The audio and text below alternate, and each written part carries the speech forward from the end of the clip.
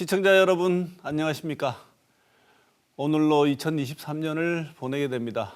다사다난했던 한 해, 채 마무리 못했던 일이 있다면 잘 마무리하시고 2024년 갑진년 새해 복 많이 받으십시오. 이번 주 뉴스 비하인드에서는 달빛 철도 특별법 연내 통과 무산과 한숨이 절로 나오는 지방의원들의 일탈에 관한 소식 살펴보겠습니다. 그리고 토크와이드 코너에서는 윤석기 재난참사 피해자연대 제1부대표로부터 8개 재난참사 피해자들이 만든 연대 기구는 무엇이고 어떤 활동을 하게 되는지 들어보겠습니다. 시사톡톡 지금 시작합니다.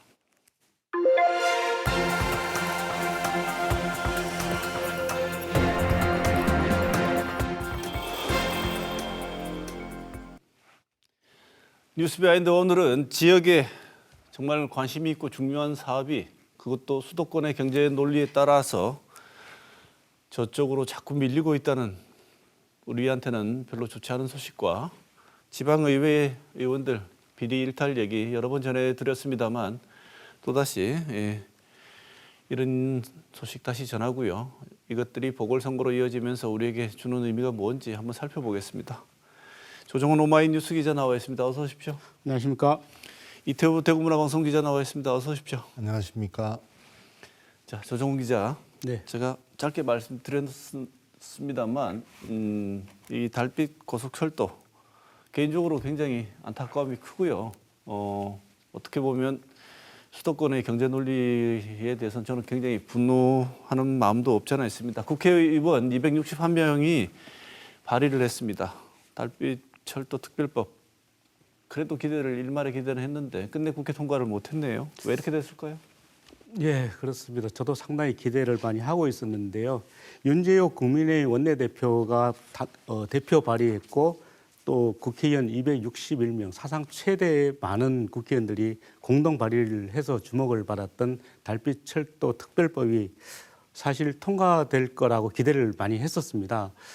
지난 5일 국회 상임위원회, 국토교통위원회, 교통법안 심사위원회에 처음 상정이 됐었는데요. 그렇지만 두 차례나 계류가 됐었습니다. 그리고 지난 21일 가까스로 통과가 되면서 올해 안에 통과할 수 있겠다 이렇게 희망을 가졌었습니다. 국회 본회의가 열린 지난 28일 통과될 것으로 기대를 했었는데 하지만 28일 통과를 하지 못했습니다. 지난 27일 열린 국회 법제사법위원회에서 달빛철도 특별법이 상정이 되지 않았는데요. 결국 이 때문에 해를 넘기게 된 것입니다. 법사위는 이날 특별법을 안건으로 다루지 않은 이유에 대해서 처리 법안이 상당히 많았기 때문이다. 그리고 또 달빛철도 특별법은 아직 쟁점이 남아있다 이렇게 설명을 했습니다. 그렇지만 대구시와 광주시는 조금 아직도 희망은 버리지 않고 있는데요. 내년 1월 8일 열릴 것으로 예상하고 있는 법사위에 상정을 하고 그리고 1월 9일 열리는 본회의에서 통과되기를 바라고 있습니다. 그런데 아직까지 법사위 일정은 잡히지 않았고요. 그렇기 때문에 이마저도 상당히 쉽지는 않을 것으로 보여집니다. 네. 이태우 기자. 네. 이게 전에도 우리가 한번 전해드렸습니다,만 이 발의한 국회의원 숫자가 기록을 세운 숫자 아니겠습니까? 그렇습니다. 그리고 민주당 원내대표가 대구시의 홍 시장까지 만나서 전개 상황에 별로 문제가 없을 거라고 잘 될 거라고 별로 걱정하지 않았던 대목 아니겠습니까? 그렇습니다. 그런데 특별법이 발목 잡힌 이유가 어디에 있죠? 바로 예비 타당성 조사 때문입니다. 보통 줄여서 예타라고 부르는데요. 국가재정법 38조에 있는 조항입니다. 대규모 사업을 할 때 예산 편성과 또 기금 운용을 위해서 기획재정부 장관 주관으로 사전에 미리 타당성 검증과 평가를 하는 제도입니다. 달빛철도는 광주 송정역에서 경북의 고령을 거쳐 대구로 들어오면 서대구역까지 이르는데요. 총 길이가 198.8km입니다. 달빛철도 특별법은 이 지역화합이라는 이런 의미를 넘어서 국민 대통합이라는 더 큰 의미까지도 담고 있습니다. 영호남을 잇는 동서 국토축의 중심축이라는 그런 의미에서 또 국토균형 발전의 촉진이라는 이런 의미까지도 더 담고 있는 것이죠. 하지만 그 정부는 이 달빛철도 특별법을 대구와 또 광주와는 다른 시각으로 보고 있습니다. 두 가지 점에서 그런데 첫 번째는 경제성이 없다는 겁니다. 두 번째는 예타 면제 조항 때문에 그렇습니다. 기획재정부와 국토교통부는 이게 예산이 많이 들어서 어렵다는 것이고요. 또 예타 문제는 특별법의 형식으로 예타를 피해가는 이런 법이 통과되고 나면은 나중에 이런 방식으로 예타를 피해가는 법들이 많이 나올 것이다. 그러면 국가 재정이 배겨나지 못할 것이라고 이렇게 중앙정부는 보고 있는 것입니다. 달빛철도는 지난 그 2021년 제4차 국가철도망 구축 계획에 포함이 되었었는데요. 그에 국토교통부가 그 사전 타당성 조사를 해서 발표를 했는데 비용 대비 편익이 0.483 이를 넘지 못했습니다. 그것은 경제성이 떨어진다, 또 없다 이런 뜻인데요. 그래서 지금까지 말은 무성하지만 제자리 걸음을 하고 있는 것입니다. 국회에서도 국토위는 통과했지만 법사위의 벽은 넘지 못했습니다. 네. 경제성. 네.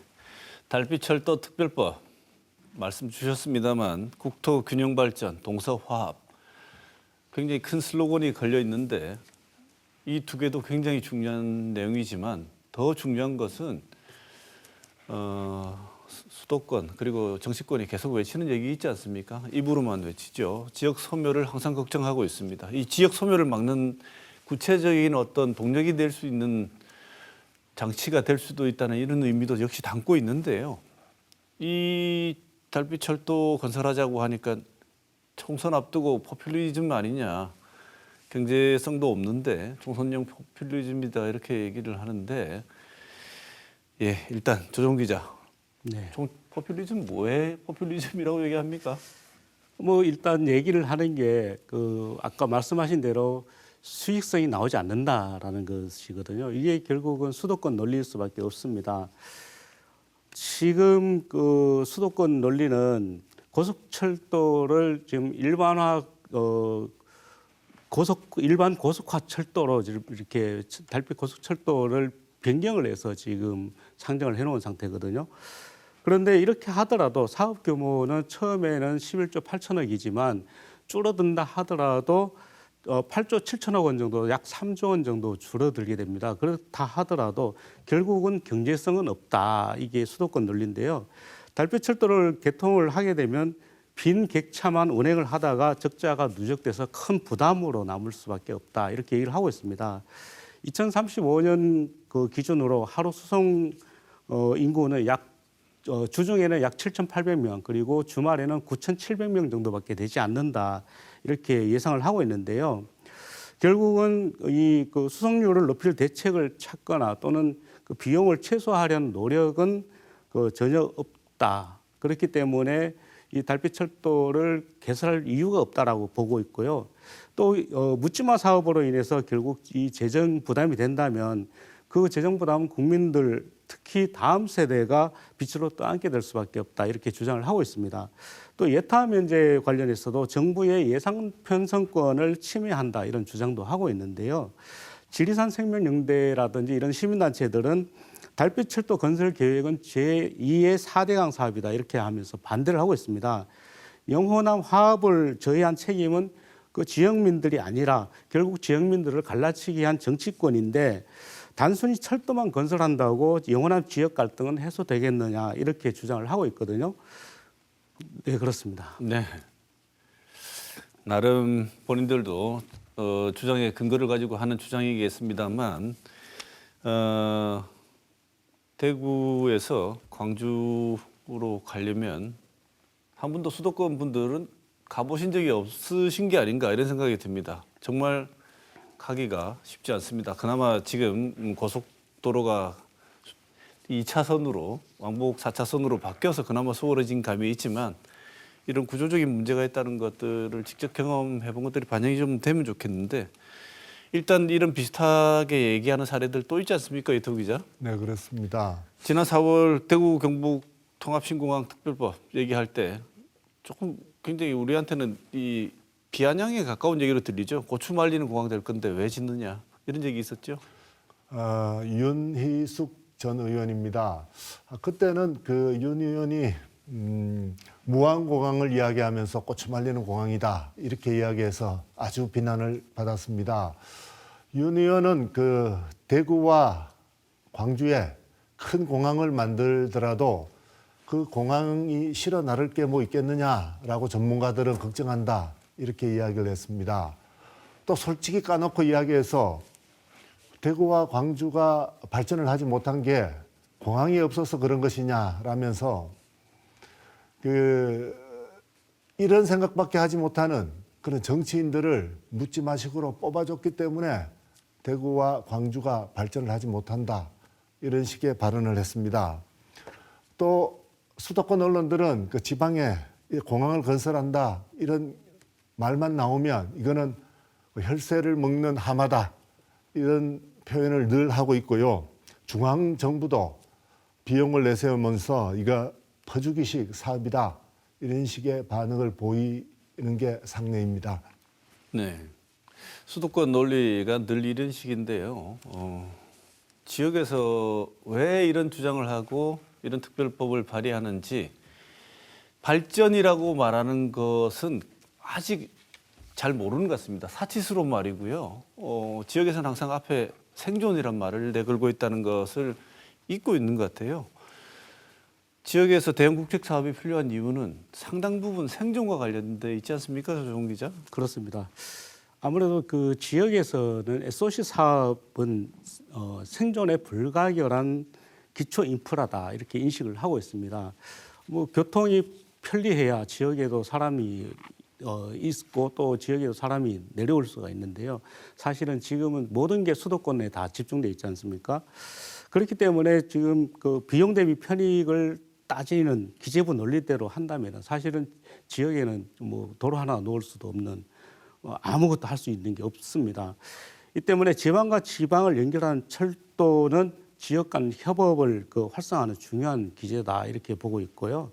또 인적, 물적 교류가 촉진된다든지 동서화합이라든지 지역균형 발전의 그 지렛대 역할도 결국은 이 철도가 할 수 있다 이렇게 지역에서는 보고 있습니다. 권역별로 추진되는 거점 도시가 연결된다면 영호남에 1,000만 명에 달하는 국토의 남부 광역 경제권 탄생도 상당히 기대가 된다 이렇게 보고 있고요. 이런 사례가 실제로 맞다라는 그 주장도 있습니다. 대구정책연구원에 따르면 광주 대구 고속도로가 확장이 된 후 2차선에서 4차선으로 확장이 된 이후에 대구와 가까운 고령이라든지 합천의 전출 인구가 상당히 줄었습니다. 대구에서 일할 수 있는 여건이 충분히 마련된 거죠. 출퇴근이 용이해졌기 때문인데요. 또 이렇기 때문에 달빛철도가 개통이 된다면 거창이라든지 함양 쪽에서도 대구에 출퇴근을 할 수가 있게 된다라고 보고 있습니다. 또 마찬가지로 광주와 가까운 남원이라든지 장수에서도 광주로 또 출퇴근이 충분히 가능해지거든요. 이 때문에 그 달빛철도가 지자체 인구 감소에 상당한 역할을 할 것이다 이렇게 보고 있고요. 또 지금 우리나라의 그 도로축이 남북축으로만 돼 있거든요. 그런데 지금 동서축으로 이렇게 보강이 된다면은 인구 소멸 지역도 경제 성장이 상당히 가능해지고 또 영호남의 공동 번영 또 여기에 더불어서 지역 간 교류도 상당히 활발해질 것이다 이렇게 보고 있습니다. 네.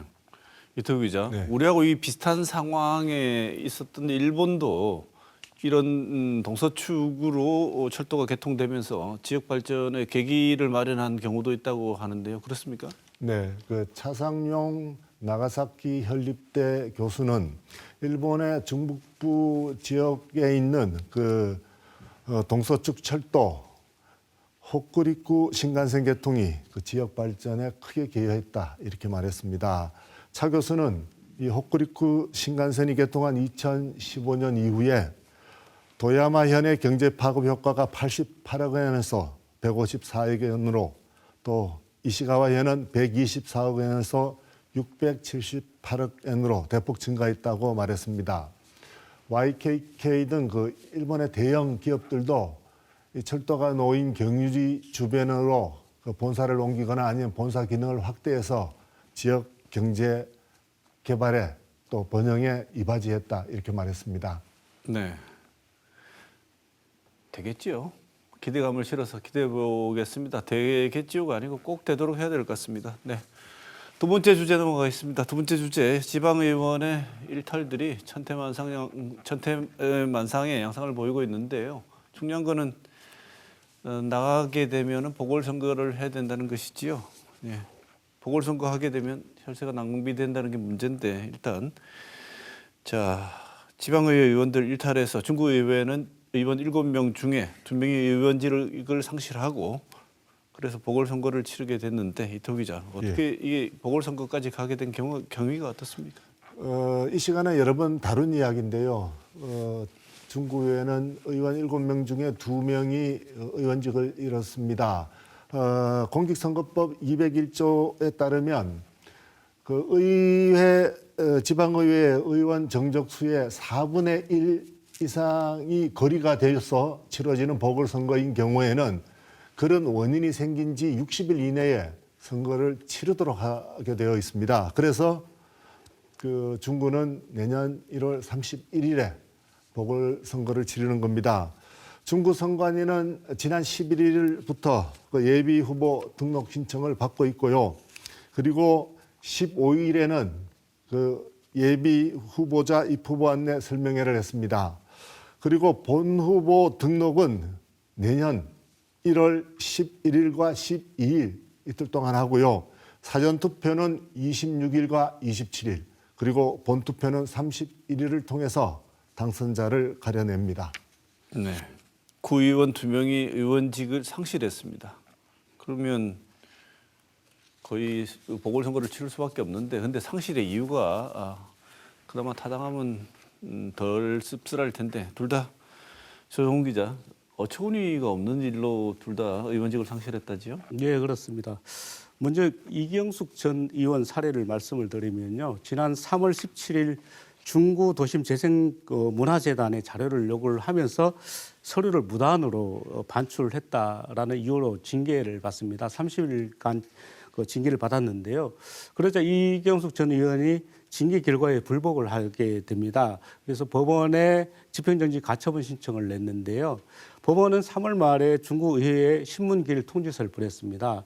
이 중구의회가 통지서를 받고 서류를 확인하는 과정에서 이 전 의원의 주소지가 남구로 이전된 사실을 확인을 했는데요. 이 전 의원은 2월 1일자로 그 남구 봉덕동으로 전입신고를 한 게 확인된 겁니다. 그래서 전입신고일로부터 의원직을 상실을 하게 됐습니다. 지방자치법에 따르면 그 지방의회 의원이 구역 변경 등이 아닌 다른 이유로 직능을 이전을 하게 되면은 의원직에서 당연하게 퇴직을 하게 돼 있거든요. 그리고 또 다른 의원입니다. 권경숙 의원은 자신과 또 자신의 자녀가 운영하는 업체를 통해서 지자체와 수의계약을 했다가 제명이 됐습니다. 권경숙 전 의원은 지난 2019년부터 지난해까지 자신과 자녀가 운영하는 업체 2곳을 통해서 지자체와 모두 17건의 수의계약을 했는데요. 1,000여만 원의 이익을 얻은 혐의로 지난 11월 27일 제명을 당했습니다. 대구 참여연대에 따르면 권 전 의원은 2019년도에 중구의 부의장으로 당시 재직을 하고 있었는데요. 이때도 그 중구의회 2건의 수의계약을 체결했습니다. 이 수의계약을 체결하는 것 자체가 지방의원이 지방자치단체와 영리를 목적으로 할 수 없는 계약이거든요. 그렇기 때문에 지방계약법 제33조를 위반한 것입니다. 네. 이태우 기자, 네. 중구의회 앞서 다룬 두 의원, 의원직 상실당한 두 의원 이외에도 보조금 부정수급 건으로도 또 문제가 있다지요? 네, 김효린 의원인데요. 예비 창업자 지원 사업에 참여하기 위해서 그 사업자 등록이 있는 사실을 숨기고서 서류를 제출해서 보조금을 받았는데 이게 국가권익위 조사를 통해서 드러난 것입니다. 국가권익위는 지난 6월에 김 구의원이 타간 그 보조금, 부정수급한 보조금을 다시 환급하도록 하고 또 경찰에 의뢰해서 수사를 하도록 그렇게 맡겼습니다. 그리고 또 배태숙 부의장이 있는데요. 그 배 부의장은 지난해 선거를 통해서 당선된 뒤에 유령회사를 만들어서 중구청과 거래를 합니다. 약 1,680만 원어치의 수의 계약을 했는데요. 이것 때문에 출석 정지 30일을 받았습니다. 배 부의장은 그 권경숙 의원과 그 비슷한 일로 이런 일이 드러났는데 배 부회장은 출석 정지 30일, 권 의원은 의원 자격을 잃은 이 형평성을 잃은 이 두 문제 때문에 여러 가지 말들이 나오기도 했습니다. 네. 조정 기자, 이런 일이 이 중구에만 있었던 일은 아닌 것 같아요. 주소지 옮겨갖고 의원직을 상실한 구의원이 수성구의회에서도 있다는데요. 한 의원은 주소지 이전해서 의원직 중구처럼 상실했고 또 다른 구의원 선거법 위반으로 지금 현재 수사 진행 중이라는데 어떤 얘기입니까? 참 이 이야기도 참 어처구니가 없는데요. 수성구의 배광호 전 의원이 주소지를 이전을 했다가 의원직을 또 상실을 하게 됩니다. 배 전 의원은 지난해 구의원에 당선된 이후 약 3개월 뒤인 9월 달에 수성구에서 경산시로 주소 이전을 했다가 2달 뒤인 11월에 다시 수성구로 주소지를 옮겼는데요. 수성구 선관위는 지난 11월에 한 제보자로부터 이 사실을 신고를 받게 됩니다. 그래서 처음에는 이 주소지를 옮긴 것을 확인을 하기 위해서 수성구 의회에 이 배 전 의원의 주소지 확인을 요청을 하게 되거든요.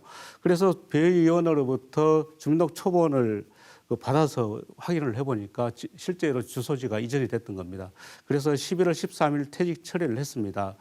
배 전 의원이 의원직을 상실을 하게 되면서 수성구에도 내년 4월 총선과 함께 보궐선거를 같이 치르게 됐고요. 또 한 사람입니다. 더불어민주당 소속 A 의원은 지난 11월 6일이었습니다. 수성구의 방문객들에게 제공하는 기념품을 반출을 했는데요. 자신의 지역구에 있는 특정 단체 회원들에게 제공을 한 혐의로 경찰에 고발을 당했습니다. 수성구 선관위는 한 주민의 신고를 받고 당초에는 무혐의 종결 처리를 했지만 다시 재조사를 진행을 해서 선거법 위반으로 경찰에 고발을 했습니다. A 의원은 전기 주전자 7개 그리고 우산 13개 등 모두 21만 4천 원 정도의 시가로 21만 4천 원 정도를 몰래 반출한 것으로 보고 있는데요. A 의원이 재판에 넘겨져서 벌금 100만 원 이상의 선고를 받게 된다면 의원직을 상실을 하게 됩니다. 네. 이태우 기자. 예. 앞서 우리가 말씀드렸습니다만 이 중요한 거는 잘못은 지방의 의원들이 했는데 뒷수습하는데 우리 세금이 들어간다는 게 더 화가 나고 문제가 되는 일 아니겠습니까? 그렇습니다. 시민단체에서는 사고 친 사람이 수습을 하고 그다음에 이 보궐선거에 기책 사유가 있는 정당 양심이 있으면 후보자 내지 말라고 요구하고 있다는데 어떤 얘기입니까? 일단 그 비용 문제를 보겠습니다. 그 중구 선관위에 따르면 그 1월 31일에 치르는 그 보궐선거 비용이 5억 5천만 원쯤 됩니다. 그런데 선거를 치르고 나면 보통 후보자들에게 그 선거 비용을 다시 내주는 그런 제도가 있지 않습니까? 그 보전 비용까지 고려한다면 한 6억 8천만 원까지 갈 수 있습니다. 이 때문에 그 시민사회단체들은 방금 말씀하신 대로 이 선거에 기책 사유가 있는 정당에 대해서는 후보자를 내지 마라 이렇게 요구하고 있는 것입니다. 구체적으로 보면 그 이경숙 전 의원의 경우는 더불어민주당이고요. 권경숙 전 의원의 경우는 국민의힘입니다. 대구 참여연대는 이 두 정당의 후보자를 내지 마라 이렇게 요구하고 있습니다. 만약에 이 두 당이 공천을 할 경우에는 국고 보조금 삭감 등의 정당의 책임을 따질 필요도 있다 이렇게 주장하고 있습니다. 네. 자, 오늘 준비한 소식 여기까지입니다. 뉴스 비하인드 취재하신다고 두 분 기자 수고하셨습니다. 오늘 여기서 마치겠습니다. 고맙습니다.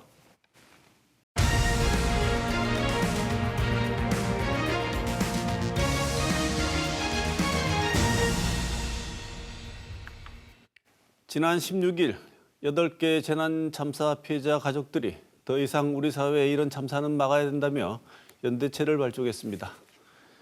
오늘 윤석기 재난참사 피해자연대 제1부대표 모시고 우리 사회가 보다 더 안전한 사회로 가기 위해서 어떤 것들이 필요한지 들어보는 시간 마련했습니다. 부대표님 어서 오십시오.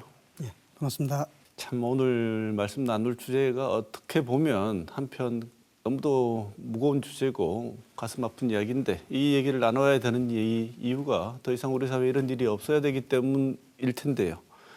우리 사회에서 지난 수십 년간 발생했던 떠올리기도 참 고통스럽고 힘든 그 재난 피해자 가족들이 모여서 연대체를 만들었다고 하는데요. 이 연대체의 구체적인 규모, 내용 그리고 어느 정도의 이 연대체에 소속돼 있는 분들이 모이셔가지고 만들었는지 일단 그 대략적인 규모나 내용을 가늠해보고 구체적인 질문 드리도록 하겠습니다.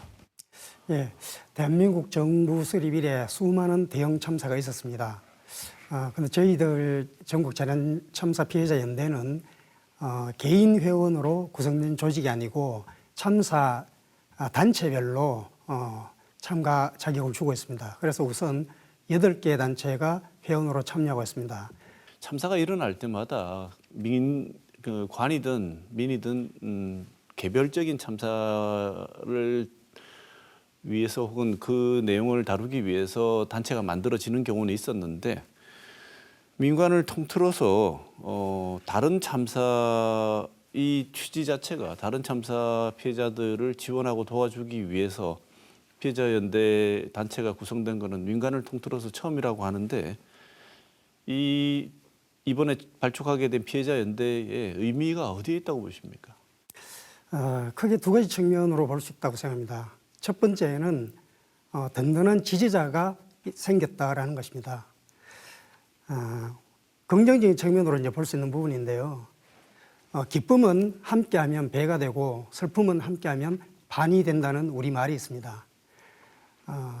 이미 고통을 먼저 겪은 우리가 아쉽게도 또 다른 고통에 직면하고 있는 다른 참사 유족들에게 아니면 피해자들에게 혼자가 아니다.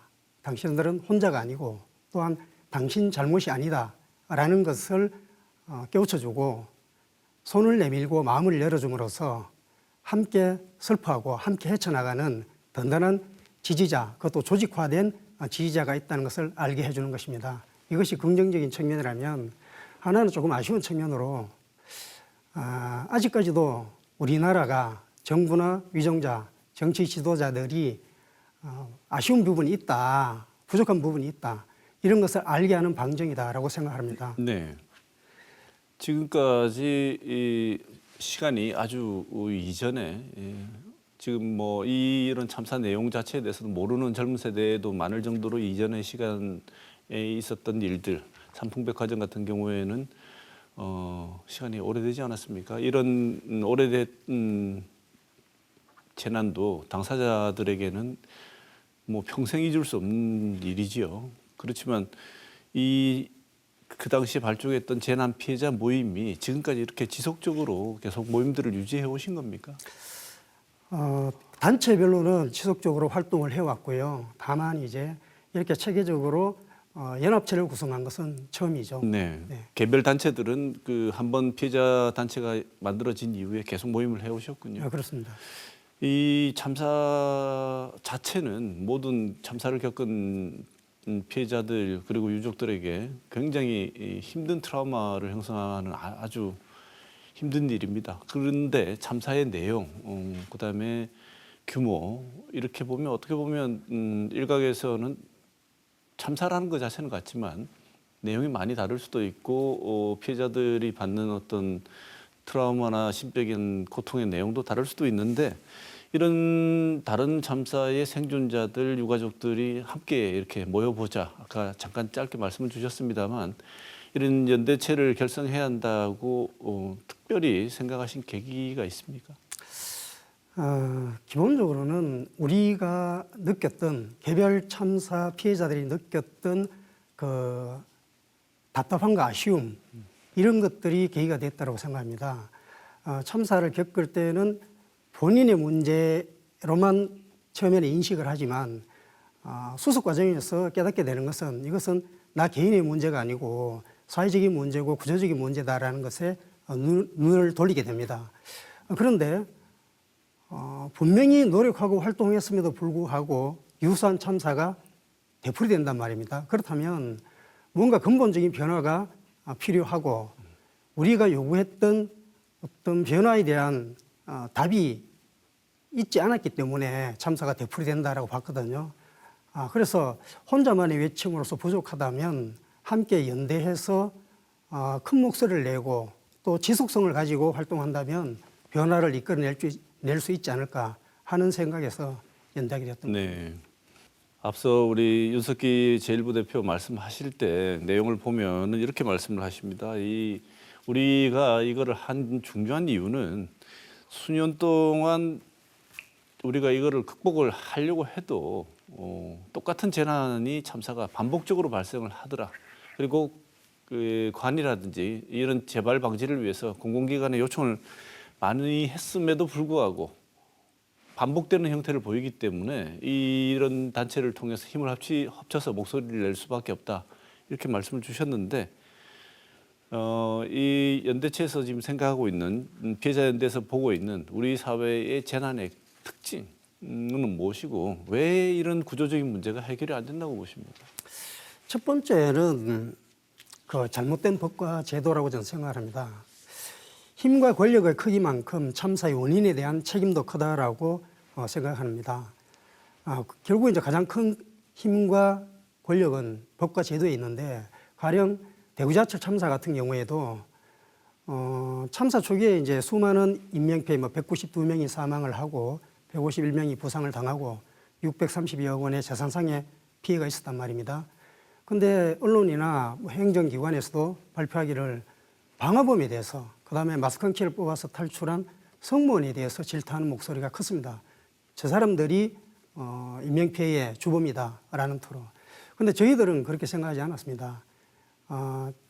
수많은 피해자가 발생한 기저에는 유독성 가스가 있었고 그 유독성 가스는 바로 지하철 내장재가 연소하면서 발생한 것이었는데 문제는 안전하다고 불에 타지 않는다고 생각했던 지하철 전동차가 사실은 가장 강력한 화학 무기와 다름없었던 겁니다. 이런 불소식의 전동차를 허용한 법과 제도의 일차적인 책임이 있고 두 번째는 이 법과 제도를 운영하는 자치단체장과 공사 경영진들한테 2차적인 책임이 있다.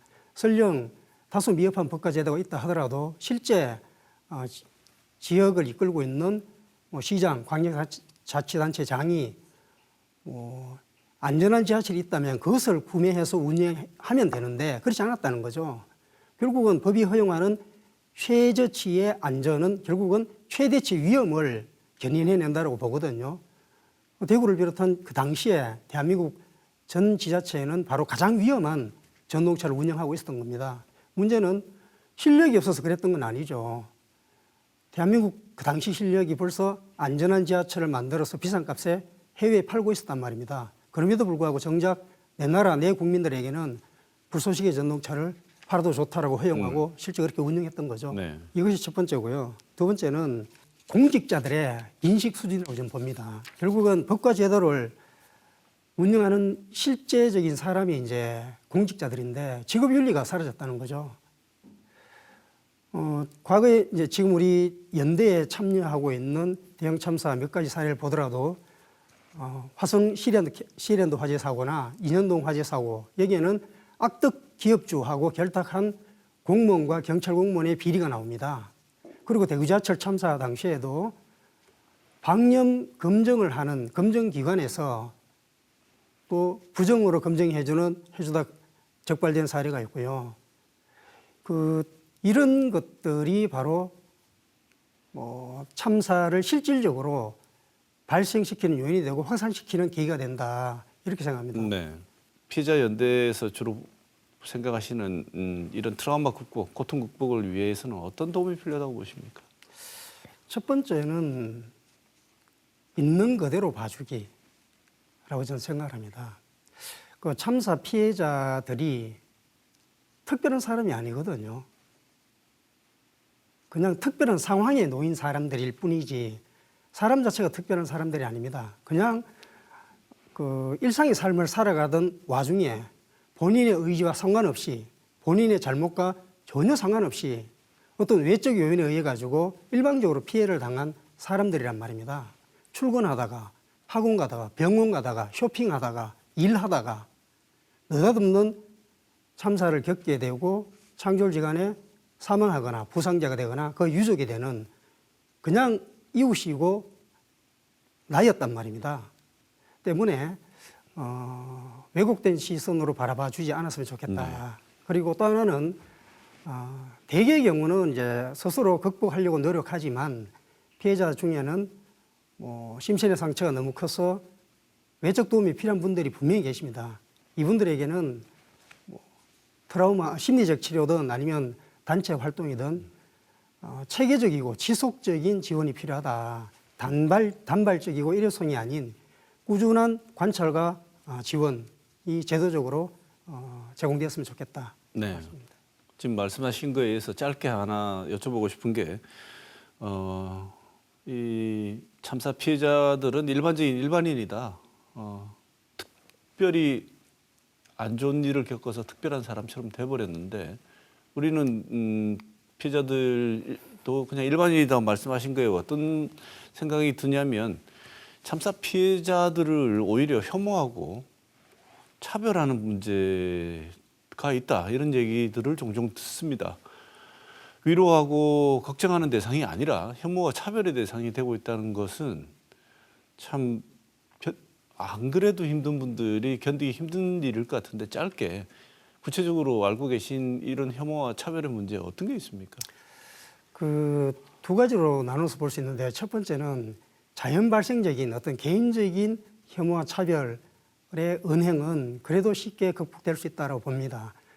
대구지하철 참사 같은 경우에도 홈페이지에 비난하고 모욕하는 글들이 상당히 많이 올라왔습니다. 참다가 이제 경찰과 유족들이 추적을 해서 잡은 사례가 꽤 많은데요.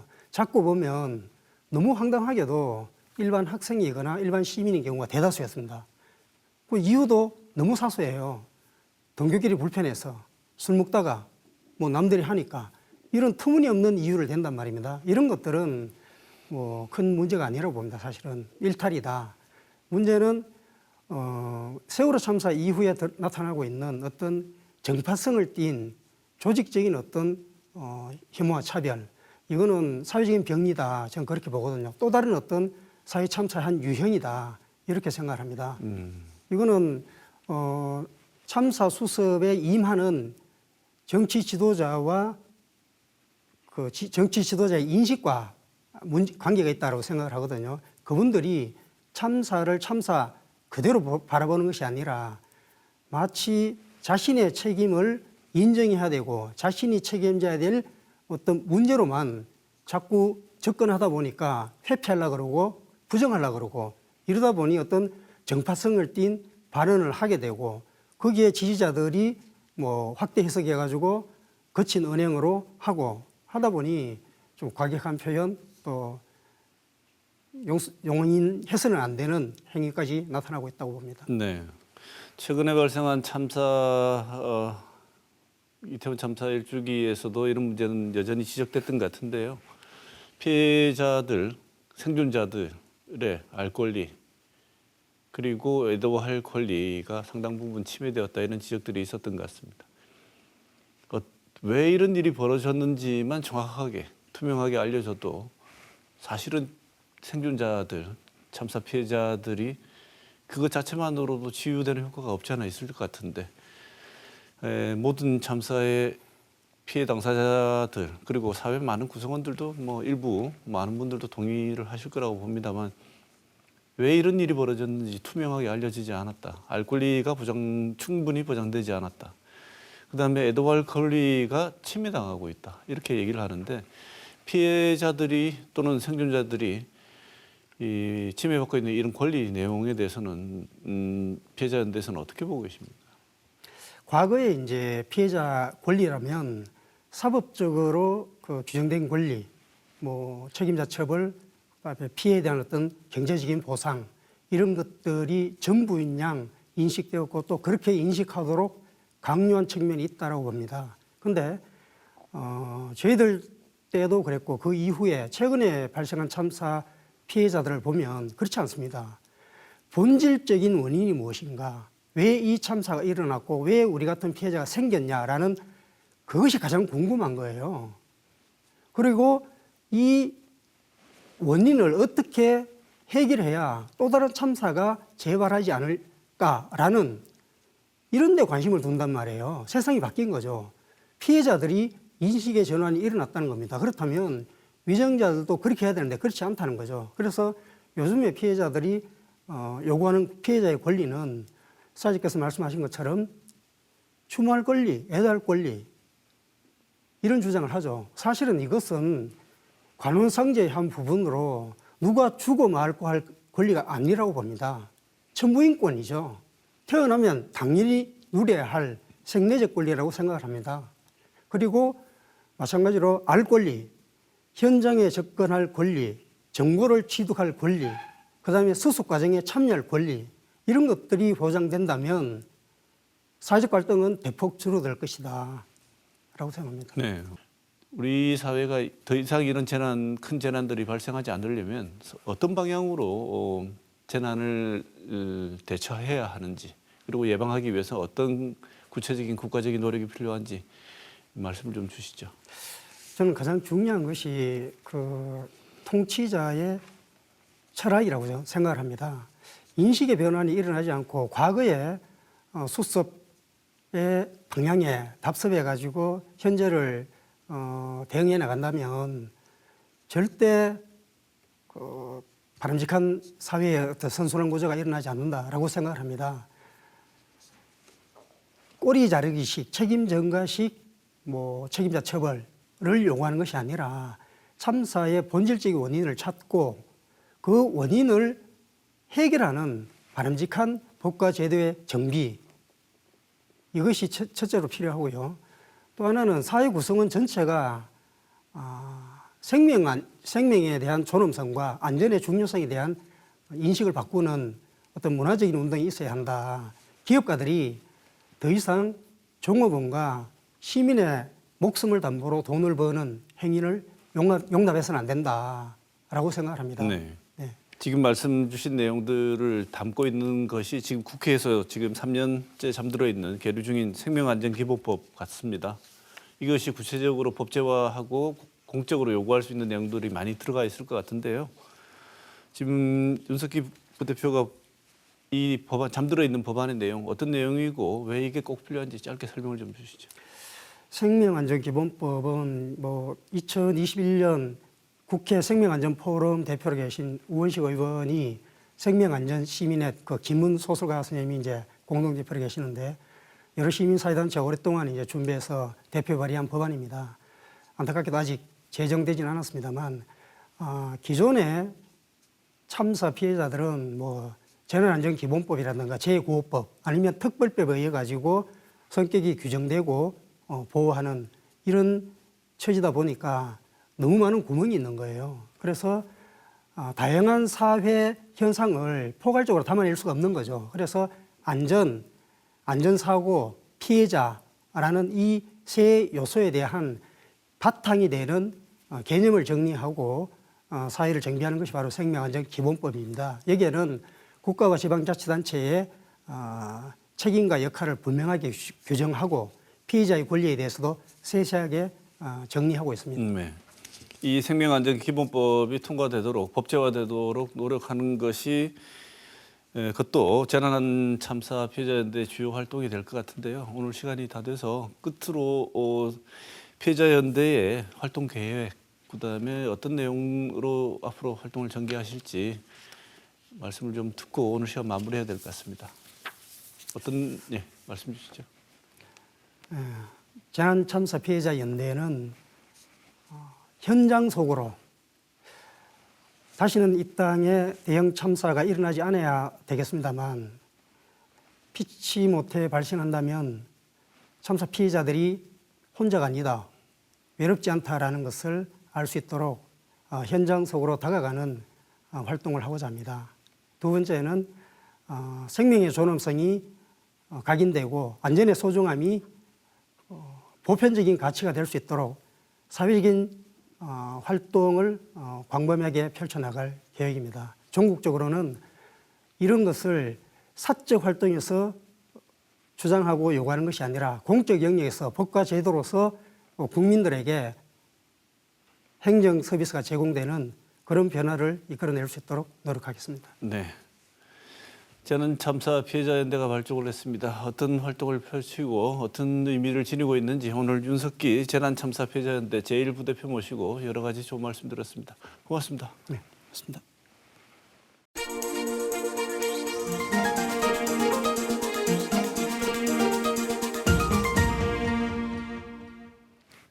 오늘은 2023년을 마무리하는 날입니다. 항상 한 해를 마무리할 때면 다사다난이라는 말을 하곤 합니다. 올해도 참 여러 일들이 많았습니다. 수고가 많으셨습니다.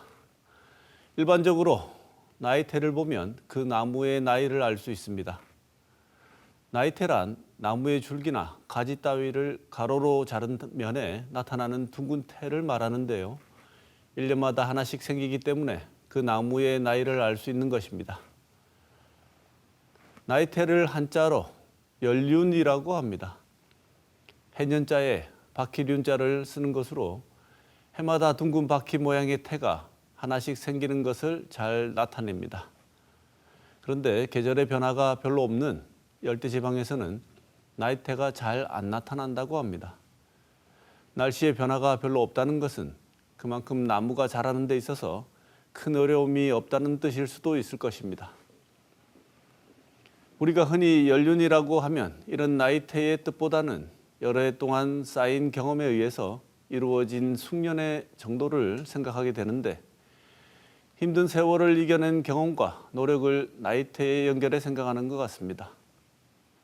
나이테가 생길수록 나무가 더욱 단단해지듯이 올 한 해 우리에게 있었을 시련이나 고통은 우리의 삶을 더 단단하게 만들어 주었을 것이라고 생각하고 싶습니다.